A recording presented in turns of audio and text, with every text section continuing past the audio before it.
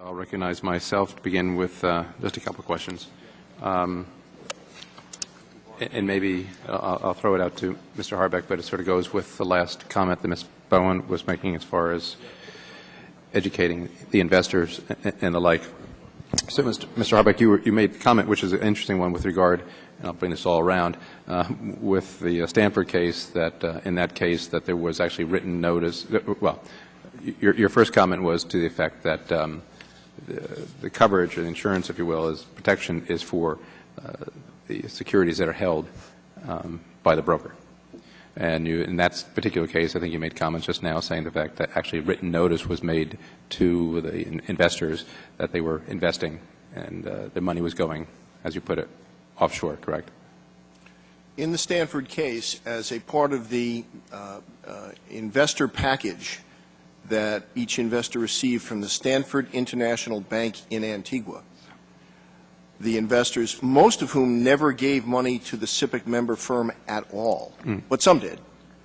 But when they gave their money to the brokerage firm, the money went to the Stanford International Bank in Antigua, and that bank issued a statement saying that the brokerage firm is not liable and that SIPC does not protect the investment. Right. Okay. That's good to know on that particular case. In all other cases, or the average situation is when the investor goes into the broker's office, there's the SIPC logo there and the implication and whatever that comes with that as well. And I remember when we met for the first time, I guess, the comment was made is that there's a perception that you are covered and insured, if you will, up to $500,000. I remember you saying at that time, no, not in all cases. And I think that's the message that you're delivering today as well from your testimonies. No, you're not covered for $500,000 in all cases. So I guess a very seminal question here is, should we go back to the days of allowing or requiring that people actually have the stock certificate in their hand so that they can be guaranteed that this is actually what they have, if without that you're not really sure what you have? Congressman, that would solve the problem, but that's just not going to happen. It's not the way the world works. Transactions are done instantaneously at this juncture, and in order to take physical possession of securities, I think is an impractical. Right. So I would agree with you, but if that's the case, that we can't really be sure of what I have in my hand, because as I used to in the old days, then I have to be guaranteed of something or assured of something. And in this case, the IRS was, or in certain of these cases, the IRS is assured of something because they see the statement, I guess it's a 1099 or what have you, that goes to them saying this is what the dividends or payments out. So they're assured of it. I, as an investor, hypothetically, or an investor would say, I have the certificate, or I have the statement saying this. If you can't rely on, if the investor can't rely on the statement, what should he rely upon then? One of the problems here, of course, is that the investors in Madoff gave discretion as to what to buy to Mr. Madoff. Well, in any case, what can if I can't rely on the statement, what should I be able to rely on? In the overwhelming majority of instances, you can. But what you cannot rely on is that when you give discretion to someone to buy securities and he backdates statement and generates fictitious profits again and again, month after month after month. Yeah, but the investor wouldn't know about the backdating. I only have a minute left already. As far as discretion, let me just get right to the point on this one. The discretion right now, as far as the situation, when you have a situation like this and the appointing of a trustee, is the selection, the nomination of that process is by SIPC, correct? Correct. Would it be a better process to take that step away from SIPC and have it to a so-called neutral party, which would be the SEC, let them make at least the nomination of it, so you would avert any idea whatsoever, real or otherwise, of any conflict that SIPC would have? If not, why would that be bad? Well, I think SIPC has an extended body of knowledge concerning who has expertise on this, number one, and number two, that knowledge and expertise has to be applied on about an hour's notice. The MF Global case is a perfect example of that. So if we could set up something within SEC that they would, A, get the knowledge, and B, have a mechanism to be able to make these things quickly, could that address both of the situations? I'm not sure it could, but there's a further reason. And the further reason is that the people who are saying that these trustees are not comporting with the law are being unsuccessful in that position in courts. It would be different if these trustees were advancing positions in courts and the courts were saying, no, you are incorrect. But in Lehman and in Madoff consistently, the trustee has upheld the law as Congress has written it. And the courts have said that that is the case. So I don't think there is anything broken about the process. Experts are being put in place, and they are doing a good job. Well, my time has expired, and I'm always mindful of my colleagues. I guess the question not necessarily is whether they are breaking the law, but whether they are whether the intention of Congress is being fulfilled as far as how the trustee is managing the case. In 1978, Congressman, the Congress investigated that precise point and chose to strengthen SIPC's ability to designate trustees. Thank you. Gentlelady from California is recognized. Thank you very much, Mr. Chairman. And let me thank our witnesses who have appeared here today to help us better understand some of the discussions about SIPC and these cases that have been mentioned here today that have played out in the press. I want to understand, can I get a summary of the areas where SIPC and SEC disagree about how to resolve first the Robert Allen Stanford case? Certainly. The essential dispute is that the SEC's position is a change in the 40-year interpretation of the statute. For the first time, the SEC is saying that SIPC should pay rescission damages to people who are in physical possession of the security that they purchased. That's never been the law, and it is not the law. And the reason that SIPC has not been involved for 2 years is because the SEC staff looked for instances where individuals left assets at the SIPC member brokerage firm and did not receive those assets. There is no such investor. The investors who lost money, knowingly and willingly, sent their money to an offshore bank. And saying that there is some vague connection between, well, it's not a vague connection, to say that you can just sort of smush everything together and say, therefore, the brokerage firm must have had custody of the investors' assets is factually incorrect. The fact is the investors got what they paid for, and they were defrauded. But SIPC does not pay that as a damage claim. These are victims, but they are not covered by the statutory program. I must say, Mr. Harbeck, you make a very good case. What is the current status of SEC's effort to force SIPC to initiate a claims procedure for Stanford's victims? The SEC delivered a letter to SIPC on June 15th of last year. Our board examined the issue very, very carefully. The board did not take the staff's recommendation without hiring outside counsel to make sure that the staff recommendation not to start a liquidation proceeding under these circumstances comported with law. We did attempt to resolve the problem. We were unsuccessful in resolving the problem with the SEC, and as a result, the SEC filed suit to compel SIPC to take action. But we have yet to been presented with someone who left custody of their assets with the SIPC member brokerage firm, and that's why we feel we must go forward with the lawsuit. Thank you very much. Let me just ask about the Madoff case. How can you discuss how clawbacks have been treated by SIPC as it relates to Madoff Stan? Yes, I'd be happy to. I'm sorry. Yes. Ever since Charles Ponzi enacted his own Ponzi scheme, there have been avoidance powers that allow a trustee to reach back to people who have already received assets out of the fraudulent scheme and bring them back into a common pool. That is exactly what the trustee has done, and it's exactly what the task force has looked at with respect to whether that should continue under the Securities Investor Protection Act. And the task force concluded that if any bankruptcy trustee has that authority and right, then a SIPA trustee under the Securities Investor Protection Act should have that right.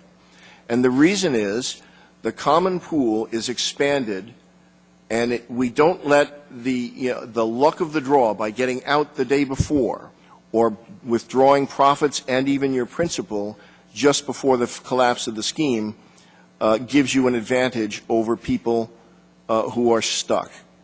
And so the trustee has used those avoiding powers, and by starting one particular lawsuit, he's brought back billions and billions of dollars into this estate for distribution to the people who need it the most.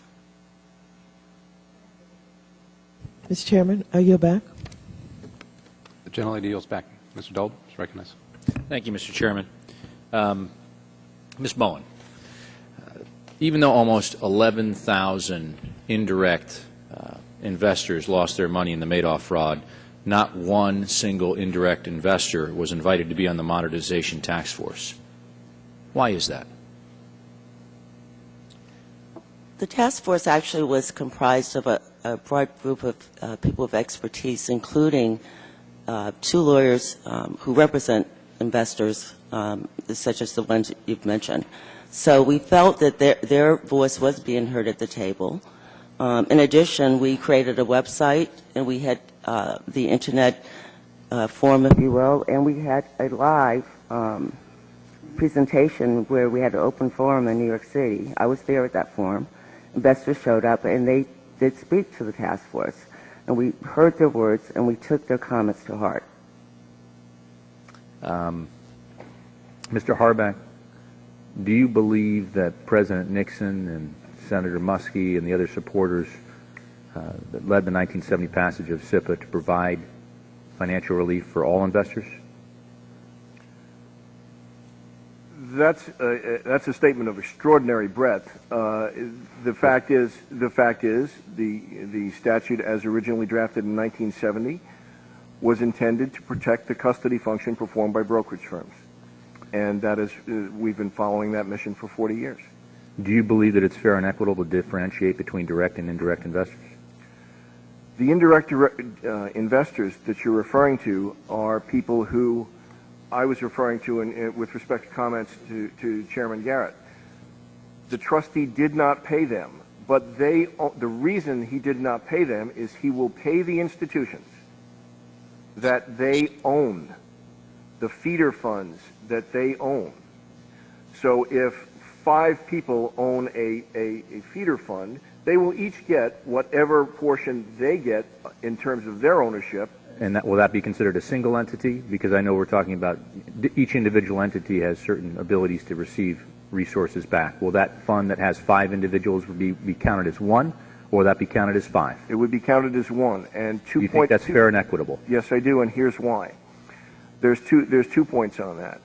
First of all, the task force considered that, and considered the fact that small investors in pension funds might well be considered the small investors that are supposed to be protected by this statute.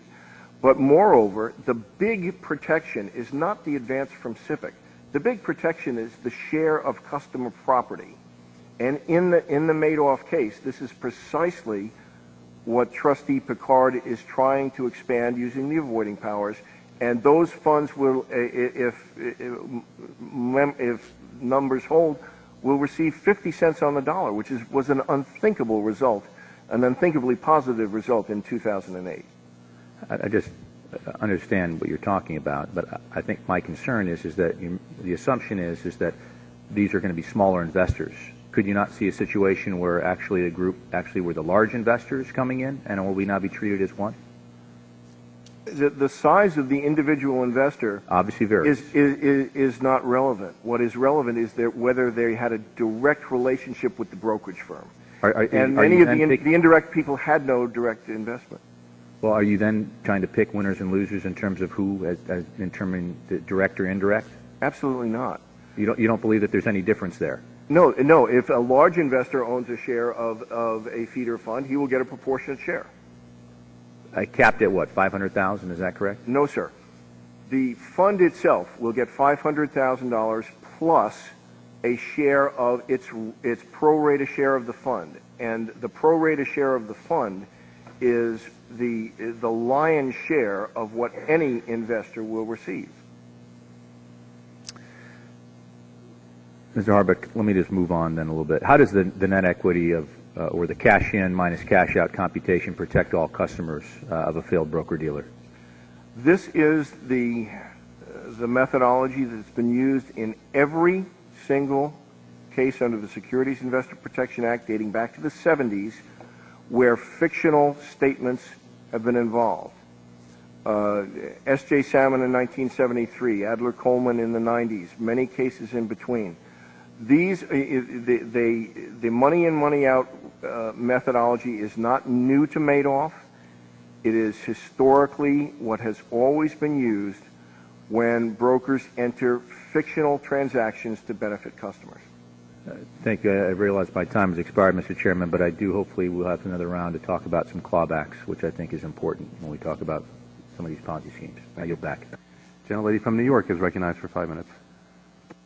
First, I'd like to thank you for your testimony and voice my support for the task force's recommendation that the 500 be raised with inflation to 1.3 million, and to provide pass-through protection to some indirect investors. I think that was a thoughtful recommendation, and I support it. I would like to ask a question on H.R. 757. It is one of the bills that we are debating and is before this committee. And in that bill, the last statement would be used when determining a customer's eligible claim. As was stated, courts have recently ruled that this standard in a Ponzi scheme is not appropriate, and that the standard that SIPC is using, net investment, money in, money out, is more appropriate. And I do see that there could be some problems with this, and I ask you to comment on it. And one example that came into me was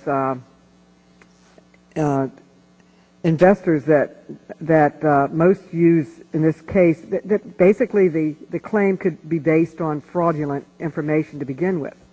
So if you're using, the last statement, it could be based on fraudulent information, and it could be a fraud in the first place. And for example, if you've invested $1 million 10 years ago and your statement says you now have a fictitious earnings, and that you now have 10 million, you would be treated the same as someone who invested 10 million yesterday.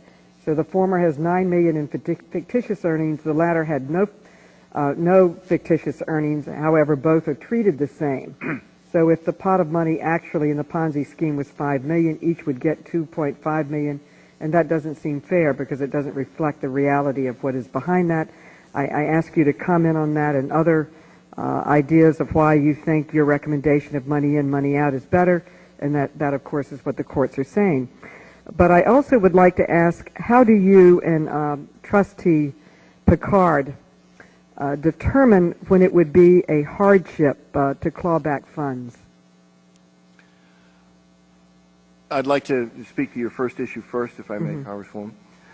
Exhibit D to my written testimony goes through examples of why the avoidance powers resolve the problems and actually do equity, and that H.R. 757, while well-intentioned, creates actually inequitable results. Thank you. And we will read that, but now could you answer, how do you and how does Trustee Picard determine when it would be a hardship to claw back funds? The hardship program is one where anyone who has been sued under the avoiding powers can demonstrate financial hardship, and those are as unique as the number of individuals involved. And I think the trustee, first of all, made a decision not to sue certain of the people who received relatively small amounts, although they're, in absolute terms to me, they're somewhat sizable. But he didn't sue everyone who received more than they put in. But when he did, he was more than willing to listen and apply a rule of reason. That's the only way you can really describe it to a situation. It makes no sense to sue someone when they have no assets or they're extremely elderly. And my time is almost up. Can you discuss the task force's recommendation to provide pass-through protection to indirect investors in certain ERISA qualified plans, but not investors in other funds? Oh, sure. In making that determination, we thought, at least with the ERISA plans, that those trustees have a fiduciary obligation. Those are retirement funds. We also thought that, the whole purpose of SIPC is to protect the small retail investor.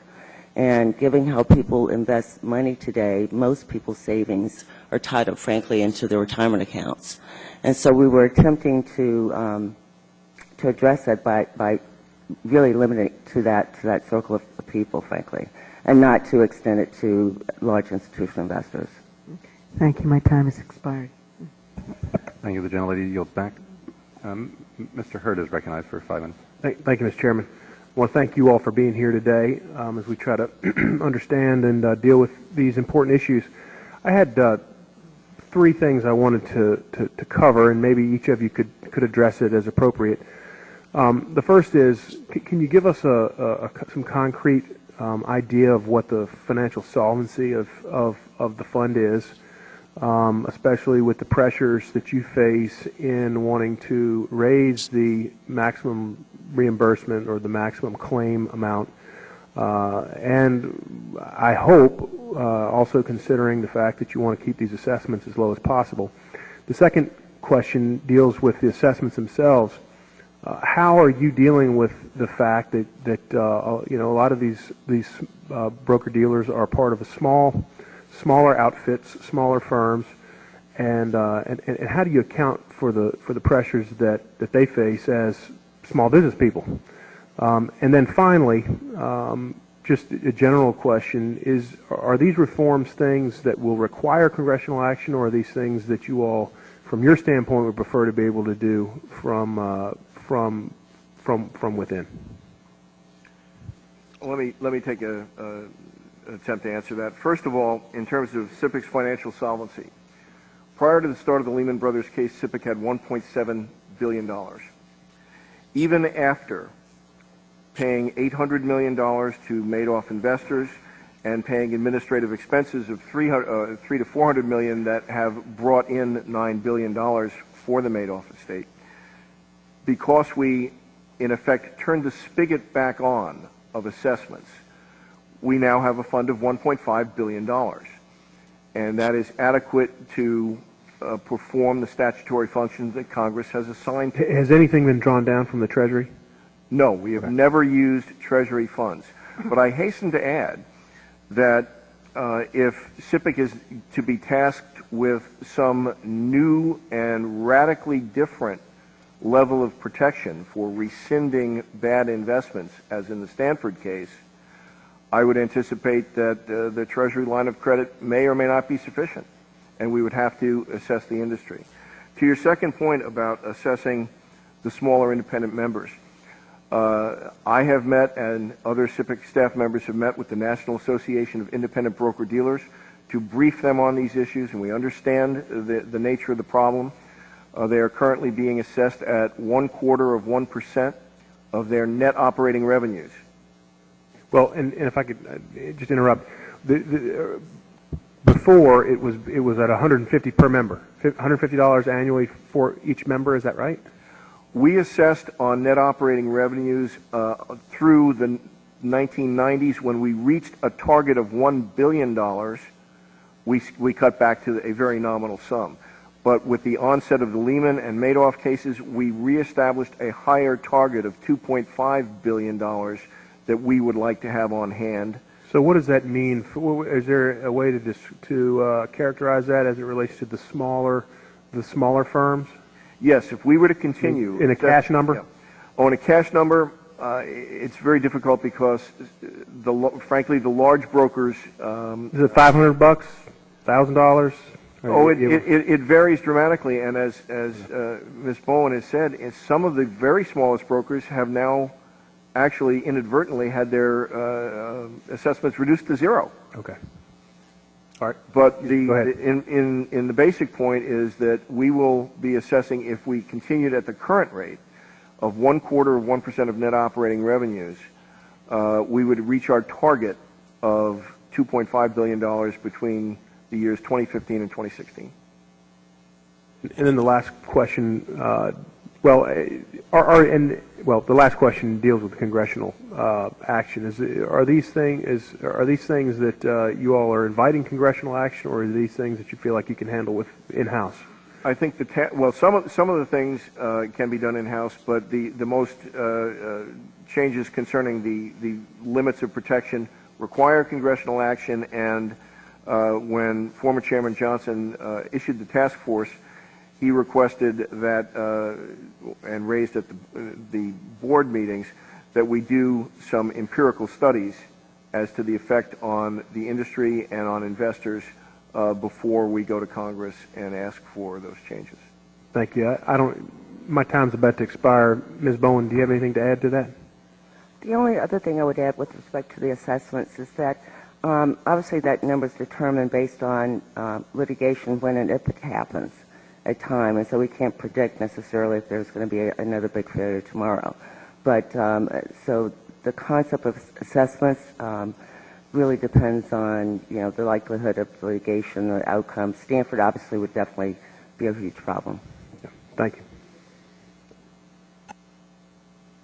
Gentleman yield back. Gentleman yield back. Thank you. Mr. Green is recognized. I think you're next. Thank you, Mr. Chairman. I thank these witnesses for appearing as well.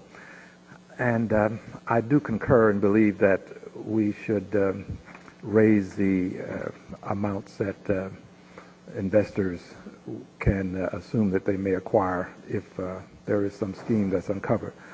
Now, let's focus specifically on Mr. Madoff, and I'd like to speak to you, if I may, Mr. Harback. Sir, is it true that Mr. Madoff had, with malice aforethought, statements issued that were misrepresentations? Absolutely. And is it true that these statements, and I'm not sure that you've added them, but if you did add them, that they would total probably billions and billions more than you are capable of paying if you paid based upon the statements? On a money in, money out basis, the customers of the Madoff brokerage firm deposited between $17 and $20 billion. The final statements totaled about $63 billion. He had on hand virtually nothing. Before going on, let me make it very clear that I really am in sympathy with people who've been defrauded. This is a dastardly deed perpetrated by a criminal mind, without question. The question, however, becomes how do you compensate these victims? And this is why I've said my thoughts are somewhat ambivalent, because I'm trying to do equity. I want to make sure that people can have some confidence in capital markets and confidence in when they go to these brokers that they're going to get some degree of equity. Just address it, please, given the wide chasm between the statements and the money in, money out methodology. The difficult answer, but the correct answer, which the courts came to, is that to base the payments on the last statement is to allow the fraudulent actor, the dastardly criminal who you correctly characterize, the final say as to who wins and who loses.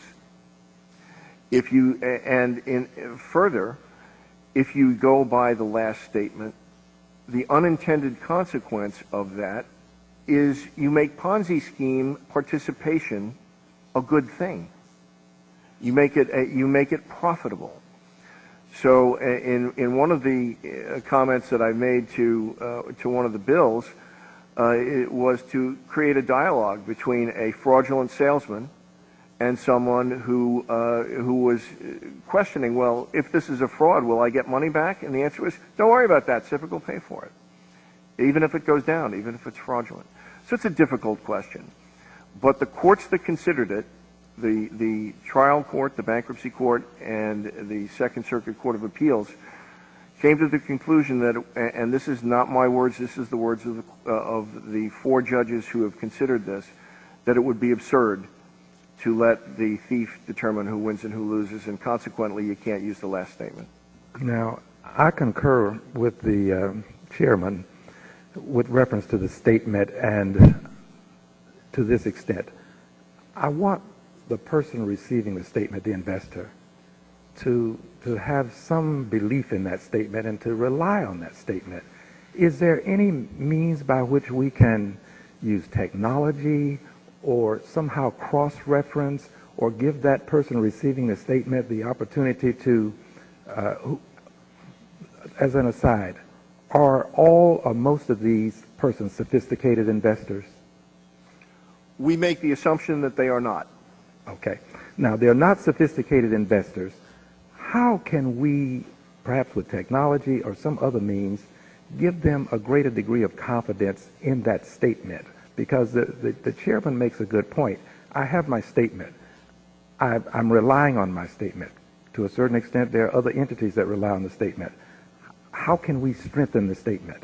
I think you've put your finger on it. I think technology is the answer. In this case, Bernard Madoff, acting as an investment advisor, used his own firm as the custodian of the securities supposedly held for his clients. If you divorce the custody function from the investment advisor function, as is done by most investment advisors, then the problem solves itself. Then the brokerage firm with custody has the securities. It's a check on the system. And I think the SEC has located that as one of the problems in the Madoff case. Thank you, Mr. Chairman. I yield back. And I thank you. Gentleman from New Mexico is recognized for 5 minutes. Thank you, Mr. Chairman. Ms. Bowen, as I'm reading through Senator Vitter's testimony, he alleges that CIPC is dragging its feet on solving the cases. Do you have a rebuttal to his testimony? Obviously, I think you're referring to the Stanford case. He's talking also the same. He says you're dragging your feet on the Madoff case also. I would say just given the outcome with the Madoff case that we haven't been dragging our feet and we've been maximizing the return to the investing public. With respect to Stanford, it's a really complicated issue. We decided that we did not have the authority to change the law, to change the statute. And our reading of the statute is such that we felt we had to go to court. I believe that court has decided to be as expeditious as possible in reaching a resolution. And obviously we'll follow the law. Does the SEC agree with your position or SEC oppose your position? It opposes our position as to whether or not they feel like they feel like it is not required to change any law. I believe, again, I haven't really read their filings, but I believe they think that there may be a customer who is entitled to recovery. We don't see a customer of a broker-dealer. Do you all get involved at all in the notifications up front that investors are worried about about their investment?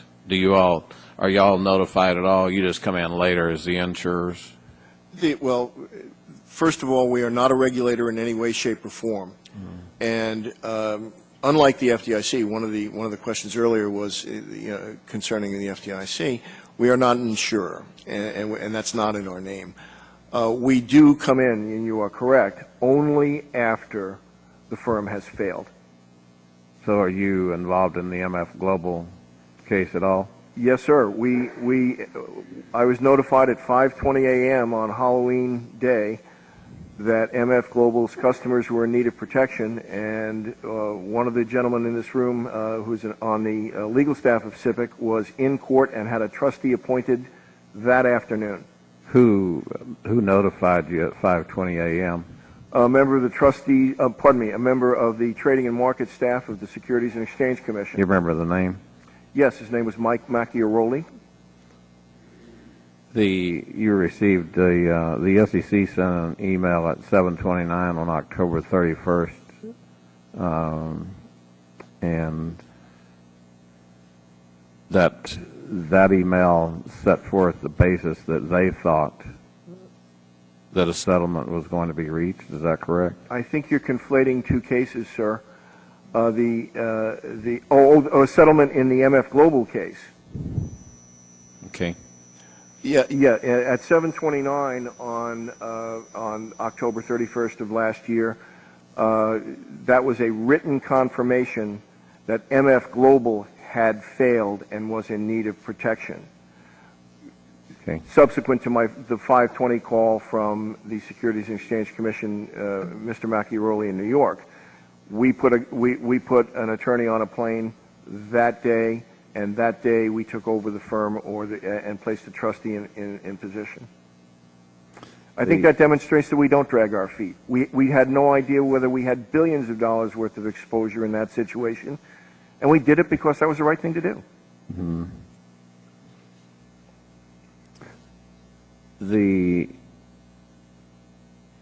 You're discussing in another circumstance about the professionals that you all contacted. Who are the professionals that you all contacted? Can you get us a list of that?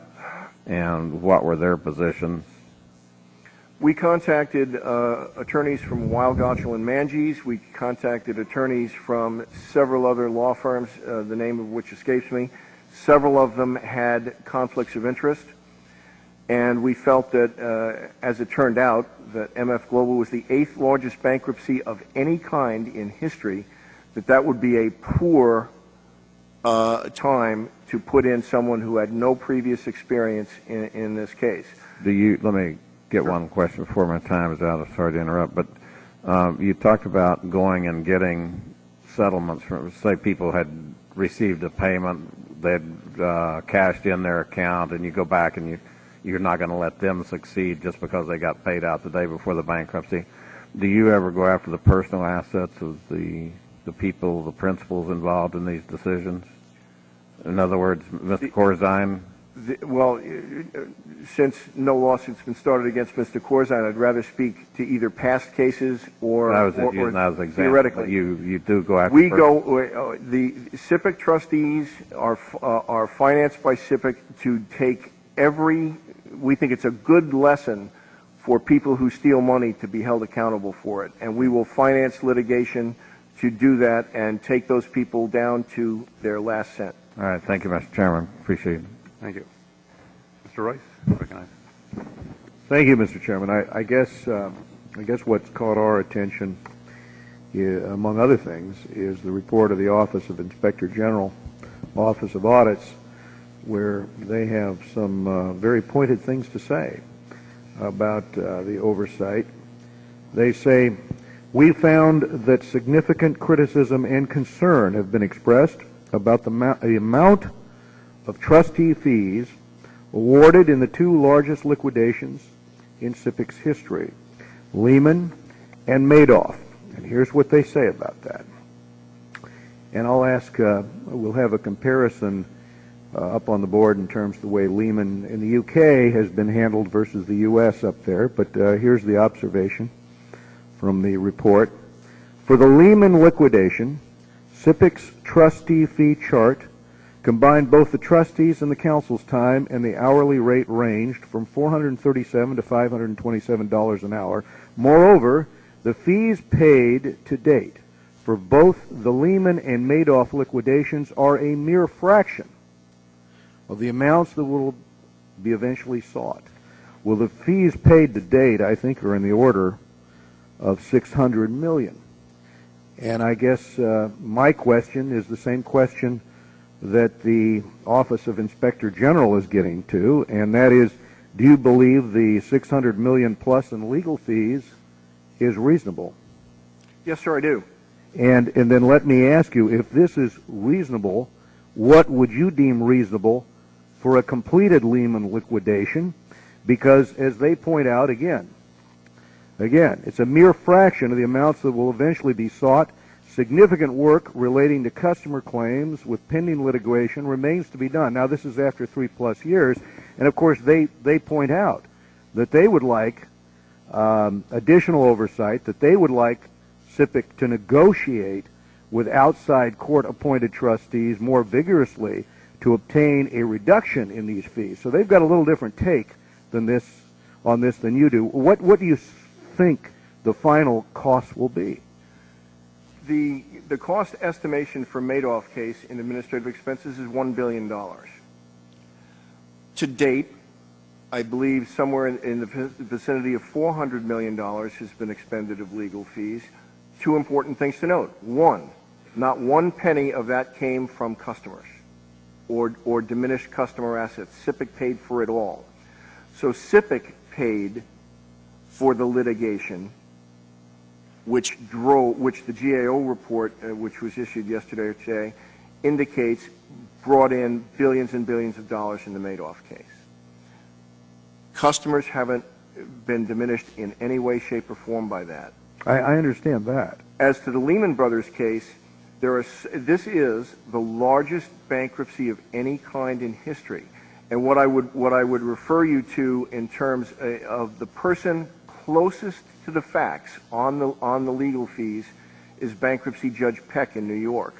And I've included in my written statement his comments at the Chapter 11 confirmation hearings, where he says the case is coming to an unbelievably successful conclusion and that he congratulates all of the professionals involved. So, my God, the hourly rates these people charge are staggering. Everybody knows that. But in that one instance, and I'm familiar with that, the SIPA trustee did an outstanding job, and I think the fees are reasonable. But one of the unique situations here is that we can compare and contrast with the situation in the UK. And in terms of return of customer assets, you've got a situation in the UK where of the 21.8 billion of client assets, 20 billion was returned. In terms of settlements with foreign affiliates, in terms of the UK, you have a situation where they have settled with U.S. affiliates, with Lehman Hong Kong, with affiliates around the world. That process hasn't gotten underway here. In terms of general unsecured estate, in the UK, they've resolved the majority of its unsecured claims, whereas in the U.S., they've yet to review unsecured claims. But most importantly is the fees. And you look at the difference, and you look at the time frame, 3+ years, versus what's occurred in the UK. And it truly grabs one's attention in terms of the costs, but also the criticism of the Office of Inspector General brought to the process about the oversight and the way in which we're conducting this, and especially the way in which, you're down to two firms doing some pretty major work, or one firm in handling MF Global and Lehman simultaneously, reportedly in the financial press, that is causing some backlog in terms of the ability to push this through. If I I get could your respond, response, yes. if I could respond, actually, the fact that the trustee in the Lehman Brothers case and the MF Global case has leveraged their work incredibly well. The Lehman Brothers trustee just won a case for American investors over Lehman Brothers Inc. Europe before the Supreme Court of the United Kingdom last week. And the exact same issue arises in the MF Global case. This is an example of picking a veteran staff and a veteran trustee who knows what they're doing and does it well. I'll close with this. Reportedly, part of the problem in terms of making progress is that you've got people pulled off of one case to work on the other case because you've got one firm. But my time's expired. I can speak to that. I asked that exact same question on the morning of October 31st to make sure that the trustees' staff would not affect either case. I was assured that it would not, and our supervision of the case indicates that it has not. Thank you. Gentleman from Colorado. And then we'd like to come back to you. Sure. With then, gentlelady from New York then. Thank you, Chairman. If we can just leave that slide up for a moment, and Mr. Harvack or Ms. Bowen, I am intrigued by the difference in the differences between the two columns. To what do you attribute? Is there a matter of the laws being different in the UK, or how? It's apples and artichokes. They're just not comparable. The size and scope of the operations aren't comparable. The laws are different. The administration of bankruptcies are different. The fact that they both have the name Lehman Brothers is the reason they're both in the same chart. Understood. Now, is there something that we can use from the UK? I mean, although two different entities, obviously the Lehman Brothers applies to two different entities, but is there something we can take home from that as legislators in terms of our approach to these kinds of problems? Well, let's think about Lehman Brothers and MF Global and the Dodd-Frank Act. I think the 8th largest bankruptcy in history was not a Dodd-Frank event, and that's a good thing. So the fact is, I think the system works. It is an expensive system. Bankruptcy is an expensive process in financial institutions, but by and large, the system is working in the United States. Again, the Lehman Brothers holding bankruptcy judge comments on this case really do strike home for those of us who've been living with that situation for several years. Mm-hmm. In terms of Madoff, I've met a couple of folks who've been directly affected by the Madoff situation. Is there any shred of hope we can offer people who trusted their Madoff accounts? Well, one thing that the trustee has run across when he has sued financial institutions, saying that those financial institutions knew or should have known of Madoff's problems, he has been running into a defense that he does not stand in the shoes of all of the individual customers. I think he does under the law. Some courts have held to the contrary. If we get some clarity on that, then SIPC could use its funds to prosecute lawsuits against entities that should be held financially responsible, and that would benefit customers at no expense to them. So if the courts do not see it our way, perhaps legislation to give the trustee an overruling of an old case called Kaplan versus Marine Midland would be a tool in the trustee's quiver that he could use to benefit investors. Okay. Ms. Bowen, any? Nothing to add to that now. Thank you. Mr. Chairman, I yield back. Well, the gentlelady will yield to me.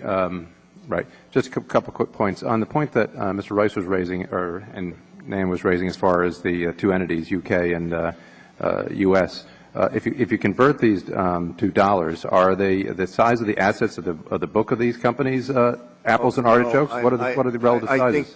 I think the answer to your question is the overwhelming majority of assets were in the United States. For example, SIPC, the trustee, transferred $92 billion in the first week. And the wind down of the other assets, the non-liquid assets, is being conducted in the Chapter 11 proceeding of Lehman Brothers Holding. I understand that. Not the liquidation of the SIPC member firm. Yeah. But it's I think the American entity is larger by a factor. I don't know the factor sitting here, no. All right. And as long as there was time, so part of your position is as well that SIPC has done such a tremendous job. Your point of saying, well, $9 trillion now, I guess, at about a cost of $1 billion in fees in this particular case, ballpark figures. But that's projected out into the future, sir. Right. Yeah. But I mean, out of that $9 billion, isn't the bulk of that just through one case? I mean, a very great case, the Jeff Pekauer's matter. There was net equity in that case, if my understanding, on Madoff's book, basically saying, hey, you really owe this money back to us, meaning Madoff from Pekauer. So that's what 99% of that net equity in the book was from the Pekauer case, and that was around a little over $7 billion. Is that right? The overwhelming majority of it was, absolutely. But the trustee's not done yet, sir. Right. So, but when you you have $200 million on top of that, I guess, from the kids of the Pekauer family, which is all good. But I mean, but to come and say, well, we spent $1 billion, which, as you agree, is amazing fees, $500 or so an hour. That's good work if you can get it. I used to be an attorney. I billed at, I guess, a tenth of that or so, or a little more than that. Yeah, so out of the $9 billion when you came here, first I thought that's great, but $7+ billion of that is one case, and so a little over $1 billion comes from all the rest. So I guess you really have to put that in perspective as to exactly what the trustee has accomplished. But for that case, you'd be spending $1 billion to get about $2 billion. And the answer to your point is, we're not done yet. The trustee hopes. To get back, he hopes to get back 100 cents on the dollar. Will he do that? I don't know. And I guess, and that's good. That's the concern. But if you say, I think if you said to anyone from any source that you were going to get back $9 billion. Right. We keep going back to that. Yeah. But we never knew that the Pekauers are out there and the negative equity that they're out there. The one individual had. And this is when you say they're not done yet, and there's the rub, or there's the concern, is that they're not done yet. There's probably not that many more Pekauers, if I'm saying the names correctly, out there anymore. So the rest are going to be the smaller ones. The rest are going to be the people that we're concerned about in this panel, and that is, or some of us on this concern in this panel, of going back to those people who, as Mr. Green was saying and shares with me the concern, all they did was rely upon what was sent to them. And to your comment that that makes Ponzi schemes a good thing. Only if there's the intention of or not knowing that that's a Ponzi scheme. But I'm going over my time.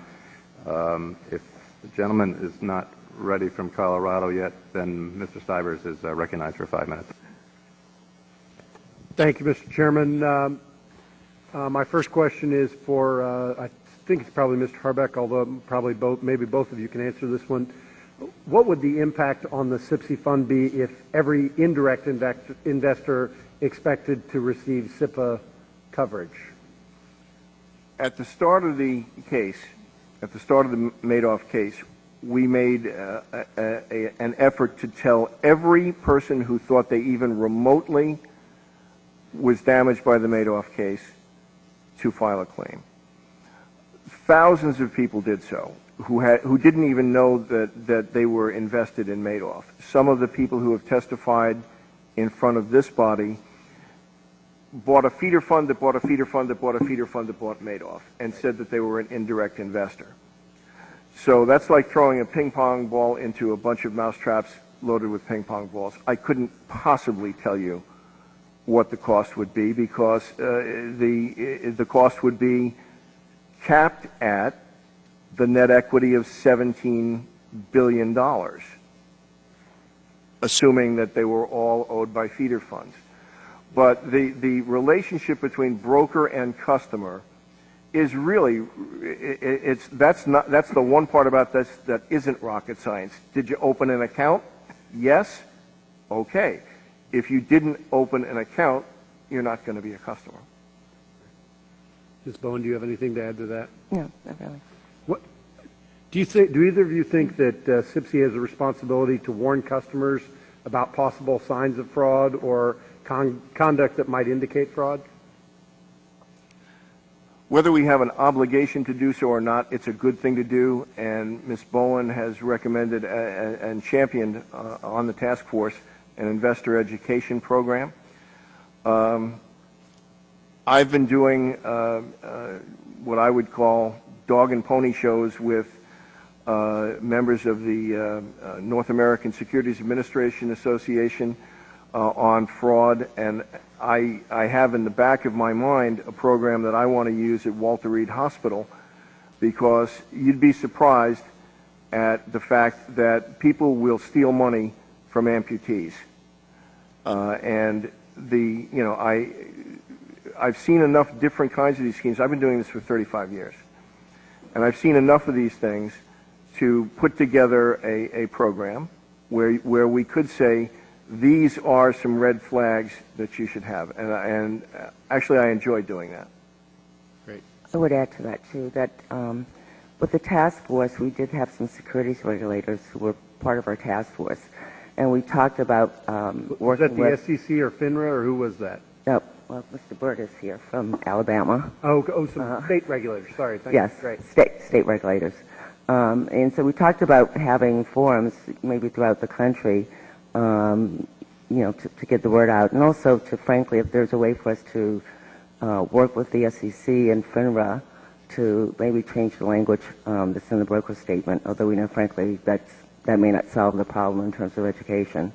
And then I think finally the task force did recommend that we have a person dedicated to investor education who would work with us to figure out a way to get the word out much more effectively. Great. Do either of you think that SIPC should be empowered to conduct spot audits to ensure that cash and securities are really in the custody of broker-dealers? The one-word answer is no, but I'd really like to explain why. You got a minute and 6 seconds. There are 5 levels of review of that issue. The internal auditor of the brokerage firm, let's assume he's corrupt. The outside auditor, let's assume that that auditor is either corrupt or incompetent. A state audit, a self-regulatory organization audit, and the SEC. If you added SIPC as a 6th, SIPC would have to hire the experts who are already doing it. And I'm not sure that we... Can I do a quick follow-up on that? Like in Madoff's case, he was not covered by FINRA, so he wouldn't have had an SRO.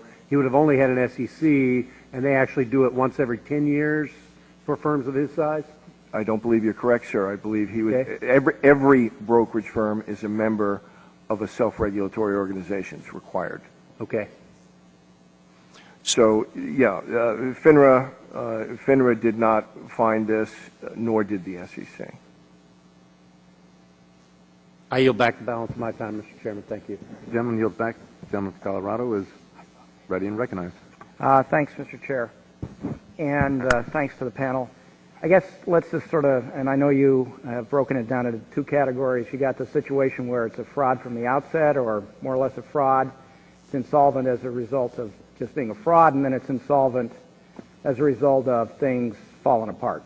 It wasn't a sham to begin with. So let's deal with the fraud one first. The Madoff, the Stanford, the Peters or Petters, whatever they're called. In Colorado, we had a number of investors who invested in, Company A, that invested in Company B, that then invested in Madoff or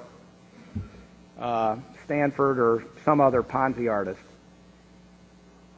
As I'm looking at the recommendations of the task force, those you know, everybody calls them indirect investors, are sort of out of luck based on the law today, the SIPC law today, or the task force recommendations, except for those that might be pension plans.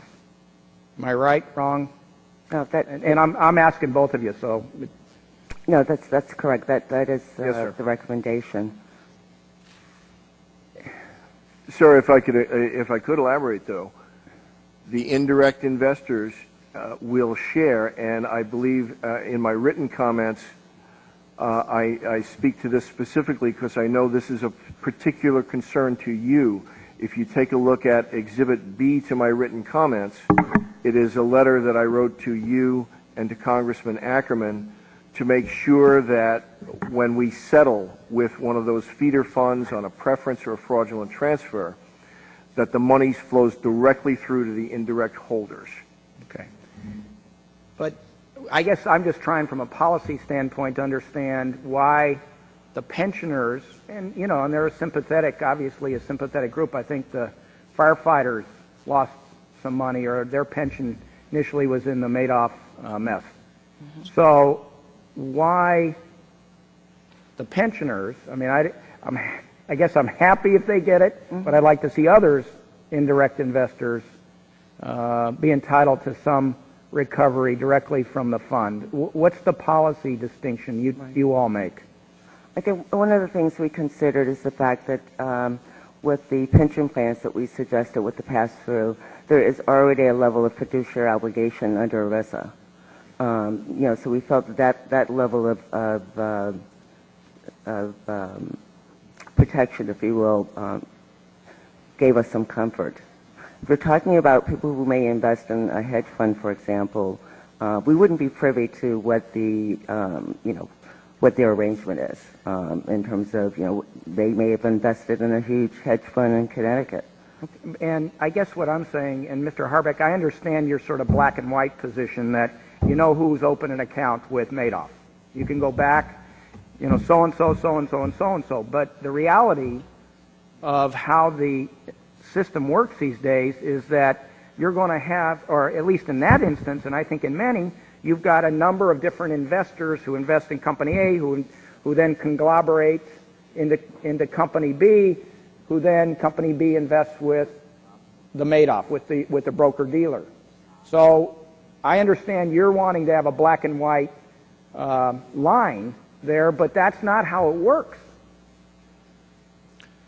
And the guys who are really getting clobbered are the little investors back here in the indirect investors.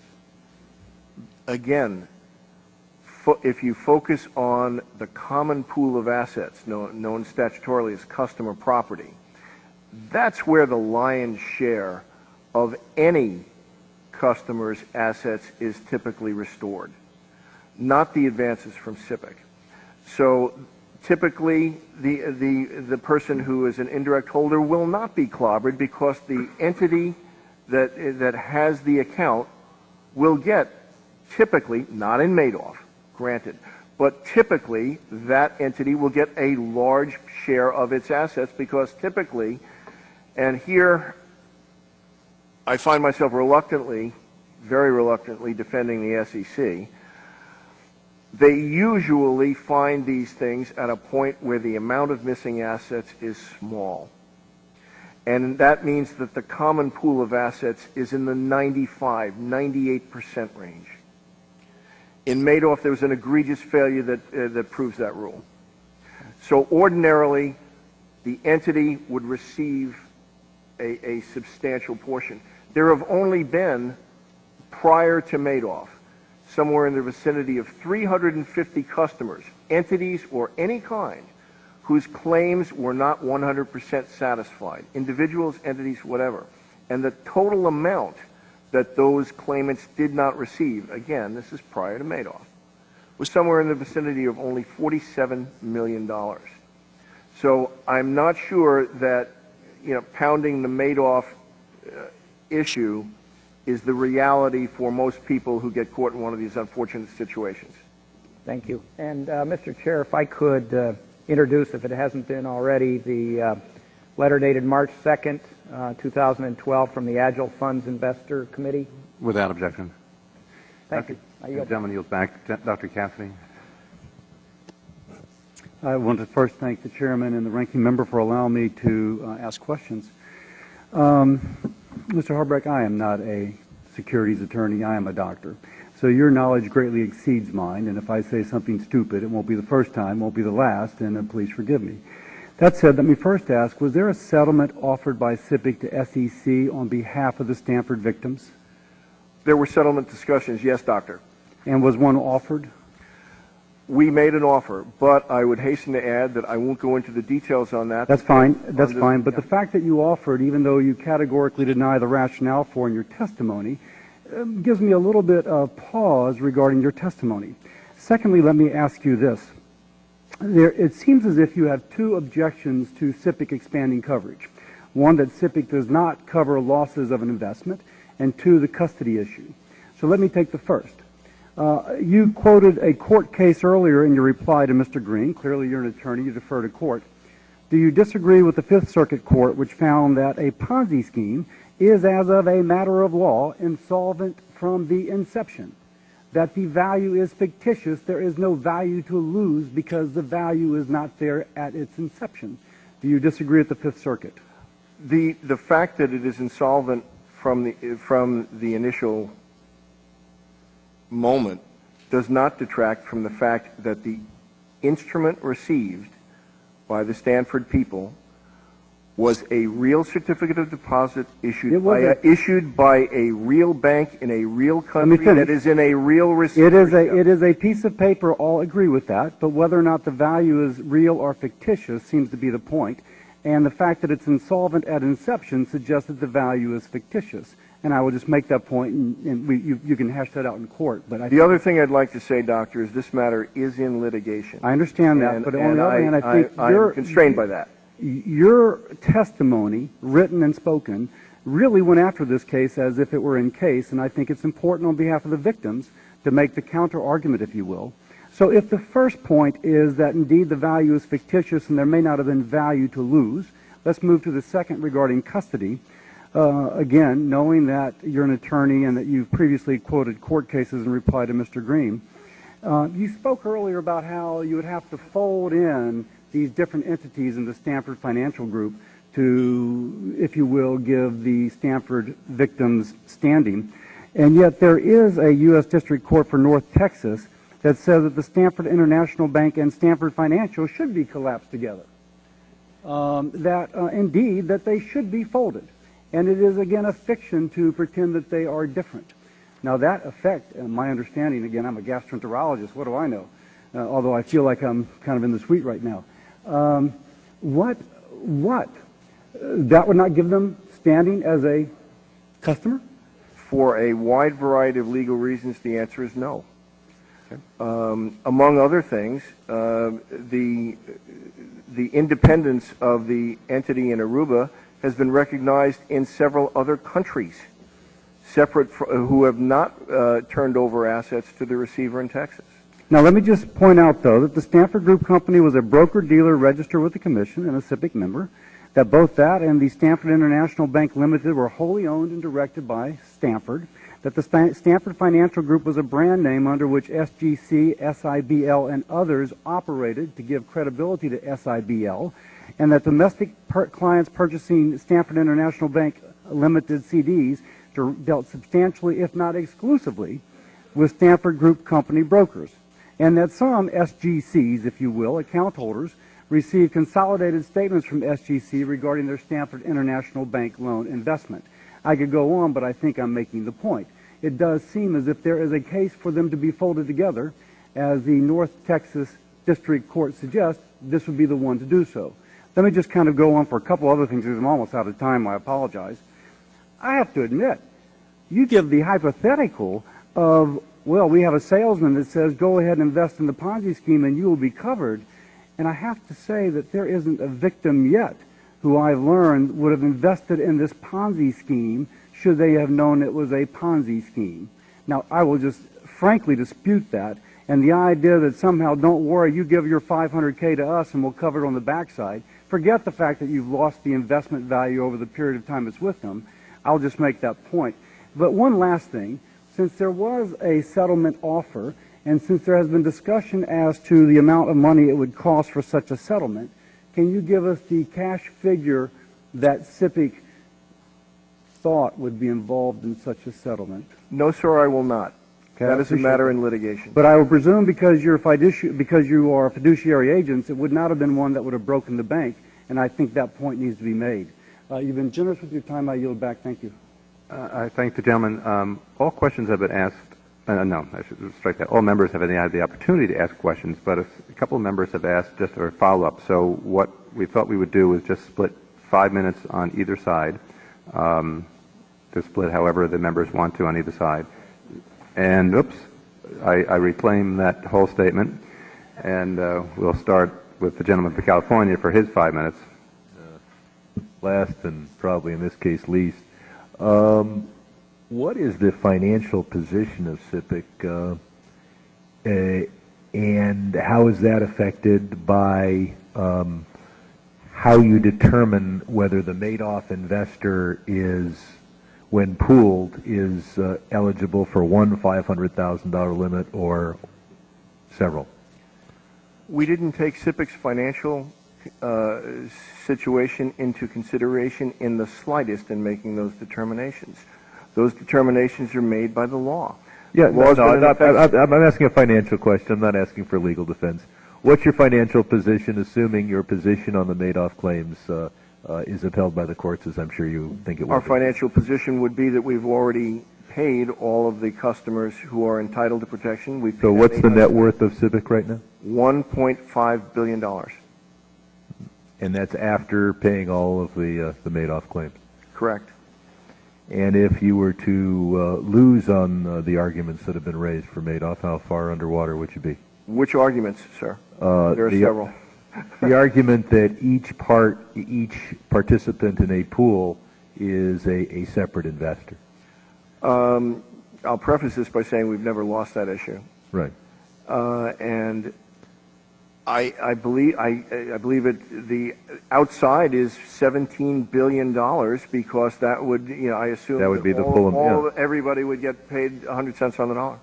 Okay.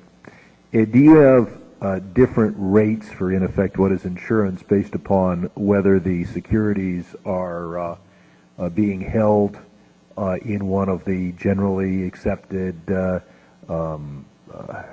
depository houses, or whether the member of SIPC just says, "Hey, I got a safe in the back room"? First of all, since it's almost all done electronically now, almost all securities positions are held at a common facility, such as the Depository Trust Corporation or something like that. But we have tried, and many members have proffered the fact that our kind of brokerage firm poses less risk.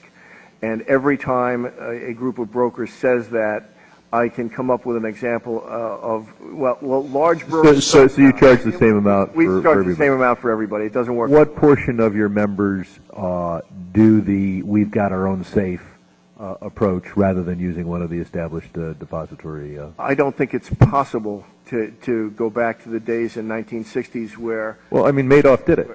Well, no, I see your point. Yeah. If Madoff had all the securities, many brokerage firms, self-custody positions, but in turn, the positions should be reflected at the Depository Trust Company, DTCC. And in Madoff's case, if any examiner had bothered to check between the positions shown on Madoff's records and what was in DTCC, they would have dropped dead on the spot. if anybody had bothered to notice that he had an audit letter from a one-person CPA firm on a $17 billion balance sheet, that would have been caught too, but I yield back. The gentleman yields back, and seeing no one else coming in at the last moment, we will then close with 5 minutes, if there is 5 minutes of questions on either side to be split up. I'll begin with gentlelady from New York, and then Mr. Pierce, and then Mr. Stivers. Thank you, Mr. Chairman. you've brought almost 1,000 clawback suits. How many of those were against institutional investors? I don't know the answer to your question on percentage. It was done strictly. Do you ever bring clawbacks against hedge funds or the big guys? Oh, absolutely. And in fact, if I could speak to your question and simultaneously to a point made by the chairman, many of the clawback suits are in sums that in the hundreds of millions of dollars that have been settled. The one speculation is that, well, the trustee has said that 75% of the 75% of the property is going to be distributed to institutional investors in the Madoff case. What happens to all the little guys? That statement was made by, I believe, Mr. Stein in his written statement. The trustee is going to distribute the money pro rata. I just said, what happens to the little guys? If there's a claimant who is, regardless of the nature. So the big guys get protected, and the lawyers get $500 an hour. No, sir. Everyone gets the same pro rata share. If you give 75% of the big guys, it looks like the little guys are going to get left out. I suspect I've used my minute there, Mr. Chairman. No, sir. I'd like to respond. Well, if I may. Let me go. Every customer. The chairman owns the time, sir. Yeah. Let me go to the gentlelady from New York for a bit of time. Do you have any other questions? Then Mr. Stivers is. Thank you. I have one quick follow-up because when I was talking to Mr. Harbrecht about the Madoff portion, I believe Mr. Madoff had two sides of his business. He had a broker-dealer side and an investment advisor side, and most of the problems were in the investment advisor side, but that's the side that's not regulated by FINRA. You indicated that his entire business was regulated by FINRA, or at least gave that impression, and I just want to make sure everybody in the room and everybody that might see this understands that the investment advisor side was not regulated by FINRA, and that's where most of the losses were. Is that correct? No, sir, because the custody of the assets would have been at the brokerage firm, and that should have been discovered. The brokerage firm had the custody of the assets, but it may or may not have had the custody of the assets. It did not. That's the entire problem. But that's the point. It may or may not have in the first place. But FINRA, there was no requirement that the investment advisor firm keep all of its assets at that broker-dealer firm, was there? No, but they did. Okay, that's what they did. Well, but there was no requirement, so therefore they could say, well, we've got them somewhere else. And FINRA doesn't. You have to. There's too much coordination required, and FINRA, doesn't have the ability to look at everything. So they're looking at the broker-dealer side of the business, and maybe they missed some stuff. But the whole point is, there's not really an SRO on all of the Madoff business, is there? No. Thank you. Okay. I yield back my time. Mr. Green. Thank you, Mr. Chairman. When the individual investor makes an investment through an institution, and that institution benefits from the common pool of assets, does the institution that benefits from the common pool of assets receive instructions as to how it is to distribute the funds to the individual investor? That's done by contract between the individual investor and the fund. But in response to Congressman Perlmutter's concerns, when the trustee, has settled with a fund, perhaps on a fraudulent transfer or preference, thus allowing the fund to share in the pool, one of the things that the trustee has done is, as part of the settlement, get an agreement from the fund that the money flows straight through to the individual investors. Thank you. I yield back, Mr. Chair. Thank you. And, I think sort of going back to the preference, fraudulent transfer piece of all this question is, let's say I put $100 in, I get to fraud, I get $50 back, so I've still lost $50. Somebody else puts $100 in, they get nothing back because they're the last guys in the game. The question is, I'm out 50, but I got 50 more than the other guy who got robbed. So the question is, should we all get robbed equally? And I think that's where this clawback stuff comes in and the policy behind the clawback. As we do these preferences, as say Tremont settles with the trustee, recovers all sorts of money, goes to Tremont. When I'm looking at your letter, and I thank you for your letter of September 11th, actually, or September 30th, how will all these investors from Colorado know that they're going to get treated proportionately as to Tremont's share? We don't. In terms of the preferential or fraudulent transfer recoveries. Well, once the way it works is Tremont would have returned a preference or fraudulent transfer to the trustee, thus enabling them, freeing up, if you will, the entire amount of their valid claim. In the settlement of that preference, the trustee said that he would only enter into this settlement if Tremont or the other entities similarly situated would agree that regardless of any contractual commitments between the individual investors and the fund, that they would pass the money straight through.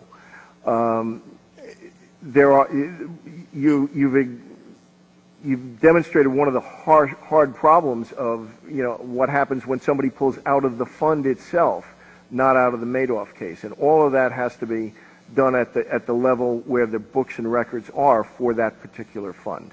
Okay. Thank you. Kelly from California. Thank you very much. Ms. Bowen, I see that you have described to us your work of the task force, and I'm looking at recommendation number 3, protect participants in pension funds on a pass-through basis. And I happen to have communication here from Colorado, from one of your constituents, Mr. And let me just read it to you. My name is Peter J. Leviton. I live in Lakewood, Colorado, at Denver Suburban. Congressman Ed Perlmutter's 7th District, and I'm a direct investor victim of the Bergdorf-Madoff Investment Securities Ponzi scheme and a co-chairman of the Agile Funds Investor Committee of the Agile Group. Is it Agile? Agile Group LLC, Boulder, Colorado. In December 2008, Agile had 205 investors and managed 3 primary hedge funds. The group and its funds are currently in liquidation. Now listen to this. A large portion of Agile's funds under management were invested by Agile in the Rye Select Broad Market Prime Fund, the Prime Fund, managed by Tremont Holdings Incorporated, or Tremont Group, and invested by Tremont with Madoff BLMIS. Tremont is a subsidiary of Oppenheimer Funds, itself a subsidiary of Massachusetts Mutual Life Insurance Company. I'm trying to read this so I can get it all in very fast. Is this what you're referring to when you're rejecting the idea of pass-through to all who would claim that they should be considered for protection? Yes. You mean outside of the pension, we would say other indirects would not be entitled. There would not be any direct customer relationship in that case? What moves me about this is he goes on to say many of us placed a lifetime of savings in what we believe were safe investments, but were ultimately invested with BLMIS, often without our knowledge. Many of us are now devastated financially and psychologically so. Many of us have sold or trying to sell our homes just to obtain money to live on without becoming wards of the state. Many of us in our 60s, 70s, and 80s and have been retired but have had to or attempting to go back to work, on and on and on. The pension funds that where you have the protection, they're more sophisticated, and of course they should have a lot more knowledge about investments. But these people who appear to have invested in some small entities who were managed by other entities that were managed by other entities had no idea this was going on. So do you feel that they have no right to some kind of protection? I do empathize with them. They obviously have recourse against, the fraudster in this instance, but CIPC is not was not really created to reimburse victims such as that, who unfortunately who suffer because they put money in the wrong place. It's really unfortunate, but that's not what we're entitled to do. All right. Given that, I understand exactly what you're saying, but for those who are members of SIPC, are they advised or told or any regulation or rule about who they represent and how many they represent and who these people are? I mean, what's the responsibility of SIPC to the members who are covered? I'm not certain I know what you mean, unless you're talking about the Agile to Ride to Tremont situation, something like that. Yeah, I am talking about this situation. Well, the fact of the matter is there would be no way for SIPC to know those relationships. I know, and that's my question. Yeah. In your task force review, did you consider this aspect of it, that you have your members who don't, I mean, SIPC would not know the relationship of the members that are protected to all of these other entities that are involved with them. Yes. Was that considered? It was considered by the task force, and we did hear from investors such as the one that you mentioned. We also, with some of our participants on the task force, particularly the state securities regulator, rightly pointed out, there are Ponzi schemes and frauds that occur throughout their state all the time, and those folks are not entitled to SIPC protection because it's not a broker-dealer. So unfortunately, we do have, really bad people who are taking money from other people, but that's not really what SIPC is supposed to be protecting. The SIPC has no responsibility in this whatsoever in terms of educating the kinds of forms that you're talking about. No, that's something we did spend a lot of time talking about, because there is a misperception as to what SIPC is and what SIPC is not. And so one of the recommendations is that we work with the SEC, with FINRA, with the state regulatory agencies to try to broaden the educational pool to, in fact, to hire someone whose job is to work with these entities to better get the word out to the investing public as to what it is that SIPC does protect as well as what it does not protect. Does the broker-dealer have any responsibility to tell them that? The only responsibility is to display the symbol. We, at one point many, many years ago, tried to expand the investor education levels by the SEC, and we were not met with very enthusiastic results. So you need some congressional help. Well, let's see what we can do on our own first, and then we'll try. Thank you. Thank the gentlelady. I thank the panel for your testimony and answering the questions today.